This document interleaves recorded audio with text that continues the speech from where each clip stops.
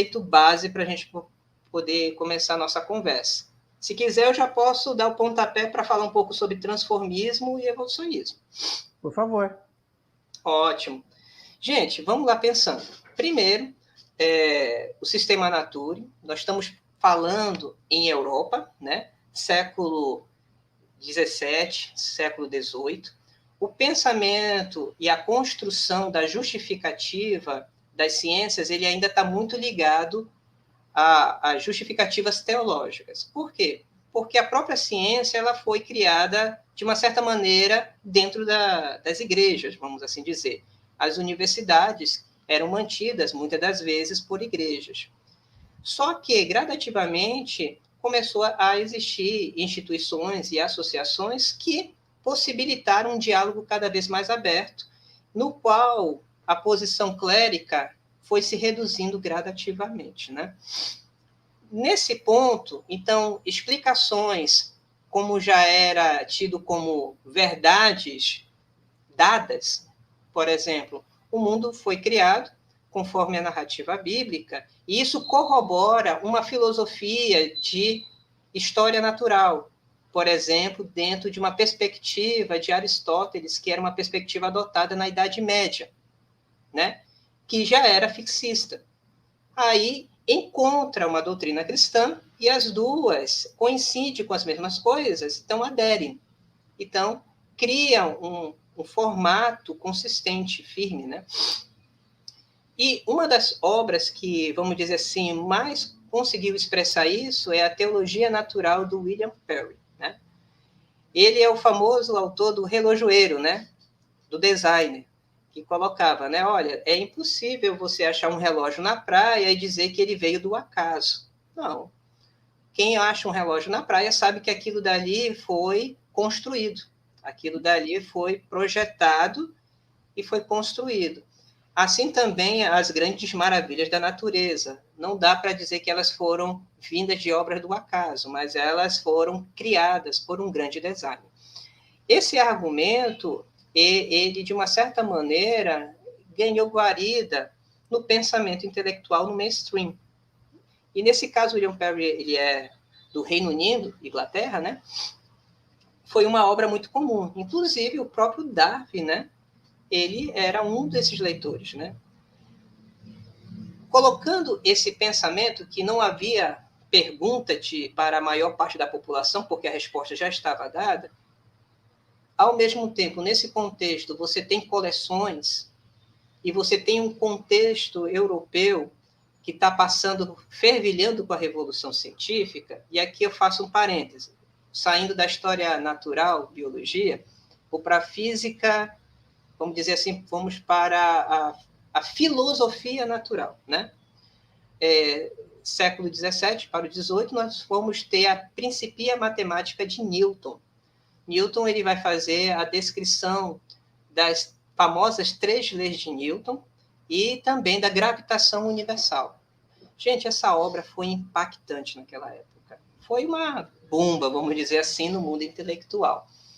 Foi a primeira vez que alguém conseguiu materializar leis que poderiam servir para uma pessoa que andava de bicicleta, calcular velocidade, atrito e outras coisas, como também para calcular para grandes estrelas e planetas.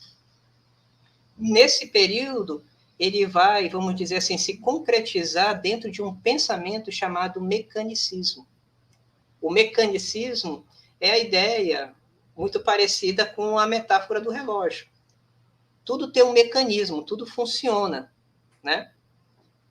E aí nós estamos num período de transição de uma ciência ligada à Idade Média, aos dogmas e ao formato de pensar, né, tomista aristotélico, especialmente uma história e uma filosofia natural de Aristóteles, no qual o mundo era ptolomaico, vamos assim dizer, né?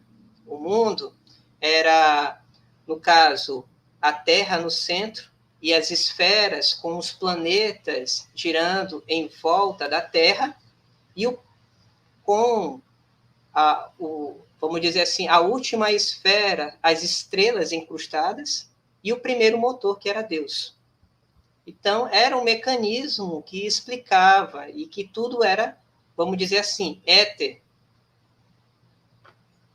E agora você está diante de uma revolução científica paulatina, você vai ter ali Copérnico, você vai ter Galileu, Kepler, e aí finda aqui com Isaac Newton mostrando, olha, não existe isso, não vai existir essa ideia do éter, não vai existir esse formato de ciência aristotélico como é posto.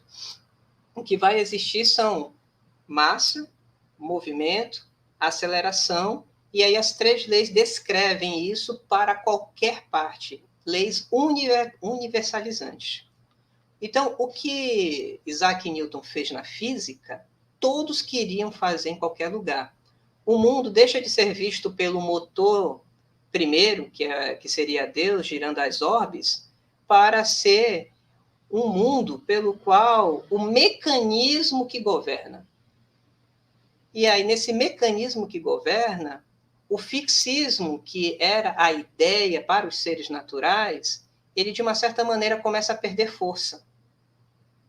Por quê? Porque se o universo ele funciona como um mecanismo, então, tudo que existe do corpo humano por Vesalius é uma máquina, todo o funcionamento da natureza é uma forma de mecanismo, basta descobrir esses mecanismos. E esses mecanismos, conforme Milton fez na filosofia natural, assim deve ter em todas as áreas. Deve ter leis que podem governar. E aí muda a narrativa para leis divinas, né? Leis divinas que governam o universo. Você vai ver que Isaac Newton, ele era um homem muito religioso. Então, ele falava que ele pesquisava as leis de Deus, né? Nessa pegada, Lamarck, ele vai fazer uma proposta que vai ser chamada de transformismo, que ele vai dizer os seres vivos, eles não são fixos como pensam dentro da perspectiva aristotélica, não. Eles se transformam ao decorrer do tempo, né? Foi uma primeira proposta, né? Ele fez uma ideia de progresso ou progresso da natureza. A natureza progride. E nesse entendimento da natureza progredir, ele vai estar propondo alguns mecanismos. O primeiro mecanismo é da abiogênese. A gente sabe que não é verdade, tá? Mas ele vai falar que a vida surge justamente da não-vida. Ele vai também falar da adaptação do uso e desuso, né? Quanto você mais usa um determinado órgão, se desenvolve, essa característica é passada hereditariamente, né? E a questão do hibridismo, que seria animais diferentes, ao cruzar, podem ter um descendente fértil com características diferentes. Nenhuma das premissas mecânicas, lembre-se do mecanicismo, nenhuma das premissas mecânicas do Lamarck prosperou. Contudo, a filosofia de dizer que os animais, a natureza, ele está em progresso, isso sim, ele foi ouvido, chamou a atenção da comunidade na época, no caso ele estava na França, né? E especialmente porque ele estava tendo na época, né, os estudos geológicos de Cuvier, descobri que, por exemplo, animais foram extintos e estavam em determinadas camadas de solo, né? Com isso, na atmosfera intelectual da Europa, né, surge o Darwin. Para quem não sabe, o Darwin, né, ele primeiramente foi estudar para médico, né, foi fazer medicina em Edimburgo, não deu certo. Aí o pai dele, mesmo sendo um homem que não confessava nenhum tipo de religiosidade, ele queria que o filho pudesse ter uma formação religiosa, vamos assim dizer, né? Então mandou ele para fazer, no caso, o seminário anglicano. Para quem não sabe, o seminário anglicano, com a maioria daquela época, você tinha que, antes de estudar teologia, você passava pelo básico, né? E nesse básico você estudava história natural e filosofia natural. No caso foi em Cambridge. E Darwin, nesse curso para ser sacerdote, né? Por exemplo, ser pastor, anglicano, ele vai justamente se encontrar com essa área que é a história natural. E ele encontra determinados tipos de sacerdotes que ele se espelha, que são grandes dialogadores sobre como é que esse mundo natural ele é belo e como ele tem descobertas, né? Nessa caminhada, estou encurtando a história de Darwin, tá, gente? Vocês têm vários vídeos aí que vocês podem assistir com mais detalhes, né? Ele é convidado para ir no Beagle justamente fazer as descrições naturais. E nessas descrições naturais, foi uma viagem que durou 5 anos, ele pôde encontrar fenômenos maravilhosos. E nas escritas, né, no caderno deles, ele entrou um estudante de seminário, né, não vamos esquecer disso. Ele falava muito sobre a natureza gloriosa de Deus e até propunha, né, ilhas de criação, né, ou centros de criação, no caso, né. Uma das primeiras versões de seleção das espécies, né, origem das espécies, você vai ver. O que vai acontecer é que Darwin ele vai poder enxergar tudo aquilo e vai perceber assim qual é o mecanismo de mudança. Aparentemente, e aí o que vai acontecer? Ele vai pegar tudo aquilo que ele estudou durante os 5 anos, as descobertas dele, né? E vai organizar isso. Ele vai terminar a viagem dele, se não me engano, em 1837. Contudo, ele só vai publicar a obra dele em 1859. E ele meio que publica um pouco às pressas, porque um jovem mandou para ele, o Wallace, né? Um manuscrito com as ideias muito semelhantes, né? Ele ajuda na publicação desse rapaz, né? Faz um diálogo com ele e no outro ano lança A Origem das Espécies, né? E aí ele vai organizar essa teoria, que é a teoria da seleção natural. Então ele vai dar a premissa das variações que os organismos têm, porque numa ilha, se Deus criou tudo de maneira especial, porque numa ilha tem uma ave que é muito semelhante à da ilha do lado, mas elas não cruzam, são de espécies diferentes. Isso foi em Galápagos? Galápagos, Açores, ou vários, né? A das aves é uma, né? Ele também trabalhava com besouros, trabalhava com plantas, né? Então ele percebia coisas muito parecidas. E por que isso mudava, né? E aí ele tinha essa questão, né? Então a ideia original dele, né, era isso, né? Centros de criação que Deus criava e aí eles iam se adaptando nas ilhas e nessa adaptação consolidava uma nova espécie, né? Mas do mesmo jeito isso confronta aquela ideia de criação especial. Mas Darwin não era tão ligado assim nessa ideia tão ortodoxa, porque ele não era, vamos dizer assim, um teísta, vamos dizer, né? O que é um teísta? É uma pessoa que acredita em um Deus pessoal, né? Ele estava muito próximo de uma ideia de deísta, que seria, acredita em um Deus criador, mas que não faz intervenções. Ele deixou tudo pronto e funciona perfeitamente bem, né? Ele não vai vir para ficar fazendo operações pontuais, o pensamento de Darwin. Ele era unitariano, se eu não me engano. Bem, com esse contexto, ele vai estar trabalhando essa ideia da variação, da reprodução, da seleção natural, da sobrevivência do mais apto, né? Junta-se isso com o contexto de Lamarck, Cuvier, geologia e uma filosofia da evolução que Lamarck já tinha publicado, já estava sendo discutida, ele consegue lançar o trabalho dele, né? E um pouco mais à frente é redescoberto as obras de Mendel, que vai ser chamado de grupo mendelista, que vai estar discutindo sobre a transmissão da hereditariedade por meio das heranças, né? Por meio dos fatores hereditários, né? Que mais à frente vai ser descoberto que tem a ver com o material genético das células.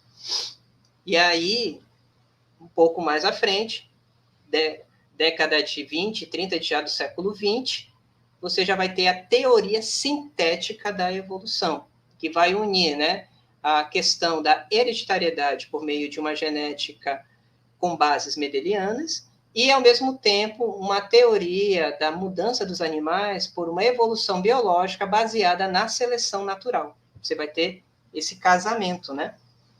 Hoje a gente até sabe, né, que nós temos até evidências epigenéticas, até um retorno a Lamarck, vamos assim dizer. Algumas características hereditárias são possíveis de existirem, mesmo não sendo genéticas de cromossomos, de genes, né? Mas de outros tipos de moléculas existentes. Mas isso é uma outra conversa, né? Pessoal, tendo isso, começou a ter justamente essa discussão. Ora, se os animais vão mudando, o próprio diálogo científico começou a curvar a idade da Terra, né? Entre milhares para milhões de anos. A interpretação, vamos dizer assim, da cronologia bíblica, nessa mesma época entra em crise. Por quê? Entra em crise, né? Ela vai passar por um período da constituição dos seminários liberais. Não sei se vocês conhecem, mas assim, a teologia não é única, né? Você vai ter várias linhas teológicas, que seriam várias correntes de pensamento teológico.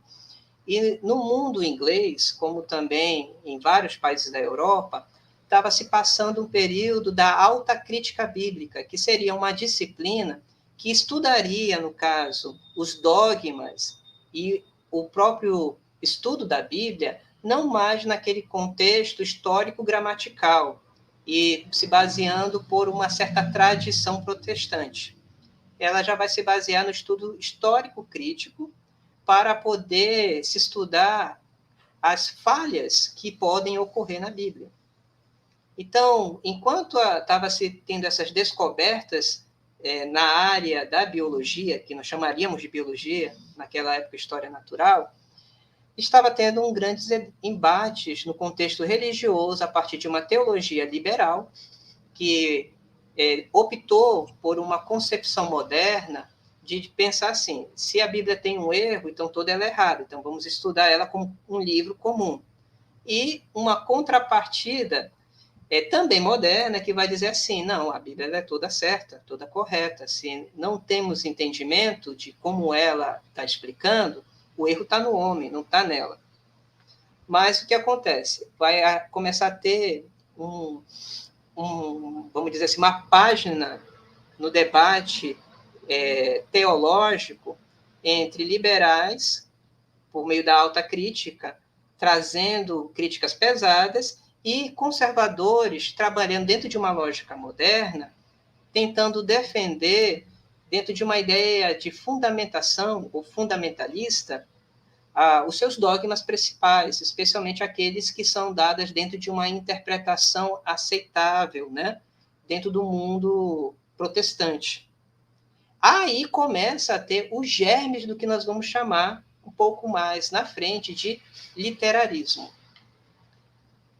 Eu não sei se tu já ouviu falar, Deodato, mas assim, não tem somente o literalismo, né? Isso entra no debate teológico por 3 linhas, o que nós chamamos de, eu até anotei aqui, cadê? Infabilidade, inerrância e literarismo. Já ouviste falar nesses termos? Ô, Saulo, eu, sem querer seccionar a tua linha de raciocínio, depois eu vou colocar na descrição desse vídeo o nome de uma playlist que tem dentro do canal Linha de Divisa, onde eu entrevistei teólogos de várias linhas diferentes. Uma especificamente com o teólogo Ricardo Quadros Gouveia, brasileiro que mora no Canadá, sobre inerrância bíblica. Fecha o parênteses, pode continuar. Ótimo, então já temos até aqui uma live sobre isso, né? Isso é bem interessante, por quê? Porque começa a acontecer a seguinte questão, o seguinte pensamento. Como é que se pode pensar determinadas narrativas bíblicas com determinados tipos de resultados do que vai ser chamado de ciência, até então história natural, né? E essas inadequações, como elas são trabalhadas? Você trabalha dizendo, se caso o texto bíblico, tido como histórico, ele tem que ser interpretado de maneira moderna ou ele tem que ser interpretado dentro de um contexto mais histórico? Esse tipo de diálogo começou a ocorrer, né? E aí, um dos primeiros formatos que pode ter tido, justamente, né, são em várias confissões de como trabalhar essa ideia, né? Dentro da linha do protestantismo, né? Então, as palavras que aparecem, por exemplo, como infalível, inerrante e literal, elas vão aparecendo com determinados sentidos que podem mudar um pouco ao decorrer do tempo, né?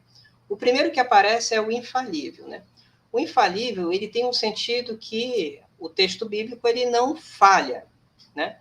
Mas o que ele quer dizer que não falha? Ele não vai falhar no sentido nas práticas de orientação de fé, né? Então, tanto na compreensão como na prática de fé, o texto bíblico não falha. Então, textos como o de Gênesis, do capítulo 1, do capítulo 11, muitos desses textos não precisam ser tomados como literais. Por quê? Porque o que está valendo ali, na verdade, são as orientações de prática de fé que vale para uma certa vida espiritual da pessoa. Determinados grupos, especialmente norte-americanos, acharam isso muito falho, né? A infabilidade. E aí eles vão trazer esse termo inerrância. E aí a inerrância, você vai ter alguns concílios que vão estar tratando essa inerrância. Mas trocando em miúdos, a inerrância seria dizer que só existe uma única verdade e que a verdade bíblica e a verdade, ela é a única verdade, a primeira verdade, e que se tem ciência, história, qualquer outra área do conhecimento, ela tem que ser alinhada a essa verdade, porque ela é inerrante, né? O que vai acontecer? Dentro dessa linha da inerrância, pode acontecer alguns braços delas, né? Um dos braços é entendê-la como metáforas, né? Então, o texto ele é verdade e ele não falha, ele não erra, né? Contudo, alguns textos eles podem ser entendidos como poemas ou como metáforas, no caso que pode ser compreendida a ideia do texto de Gênesis de criação. Outros vão para uma linha mais extrema. Não, o que está escrito aí quer dizer que foi exatamente assim. Só que esse exatamente assim, ele vai ser uma compreensão literal do texto. E aí começa a ter questionamentos. Mas olha, nós temos situações aí que o texto ele não é bem correto, ele não acerta tanto assim, né? Deixa eu ver aqui se eu acho aqui algumas posições que eu achei interessantes sobre o texto bíblico não ser exato, né? Assim, o escritor de crônicas, ele exagera em alguns números que ele relata nas suas narrativas, né? Se você for comparar com paralelos do livro de Samuel no Antigo Testamento. Alguns elementos do discurso de Estevão em Atos, né? Que é um texto bem comum, não batem com os relatos de Gênesis, especialmente a cronologia, né? Em 2 Samuel 21:19, diz que foi Eucana e não Davi que matou Golias. São exemplos. Tem outros, né? Aí o que vai acontecer? Como é que acontece isso, se não erra? Né? Aí, deixa eu ler que eu me troco aqui. A infabilidade, ele já tratou disso, dizendo assim, olha, determinados pequenos elementos, eles não são falhas, porque Deus acomodou-se para a linguagem humana e expressou dentro dos limites que haviam naquele momento para poder fazer a sua vontade. Então, dava razoavelmente conta disso. Mas a ideia moderna de inerrância, ela já traz esses problemas de precisar ser uma única verdade. E uma forma de inerrância extrema traz a ideia do literalismo, né? O que é o literalismo bíblico? Ele já vai ser você ler o texto e interpretá-lo tal qual o texto fala, palavra a palavra, né? Então, quando você já está nesse pensamento palavra a palavra, você já está na área do literalismo. Você não está mais simplesmente na inerrância, né? Então, nós temos essas três facetas. E no mundo, especialmente estadunidense, né, norte-americano, esse debate foi muito forte. E nós temos muito eco dos debates norte-americanos, dos livros de teologia, como também de ciências. Nós temos muito eco deles aqui conosco, né?